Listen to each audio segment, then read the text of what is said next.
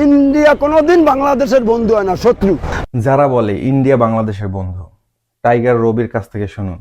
সে বাংলাদেশের ক্রিকেট খেলা দেখতে গিয়ে ইন্ডিয়াতে, চেন্নাইতে প্রচুর গালাগালি শুনেছে এবং তার মা বোন তুলে গালাগালি করেছে।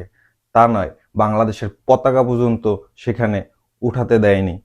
তারপরে অনেক বাজে ব্যবহার করেছে, যেটা আমাদের জন্য কাম্য নয়। আর আপনারা ইন্ডিয়া ইন্ডিয়া বলেন, ঠিক আছে, আপনাদের মাথায় একটু ঢোকানো উচিত যে ইন্ডিয়া আমাদেরকে কখনোই পছন্দ করে না, তারা শুধু আমাদেরকে ইউজ করতে চায়। এটা দেখলে আপনি বুঝতে পারবেন। শুনুন তার কথাটা।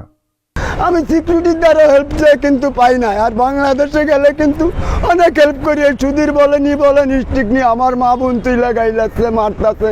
বাংলাদেশের সব প্লেয়াররা বলে আমার বাপ, মৌকা মৌকা বলে গাইল দিচ্ছে। তারপর আমার মারতে যাওয়ার কাজ, আমার ভেলা করে দেন। আমি দুই এক বাঙালি ছেলে পাইছি, তারা বলে আপনাকে হেভি খারাপ ভাষায় গাইলাছে।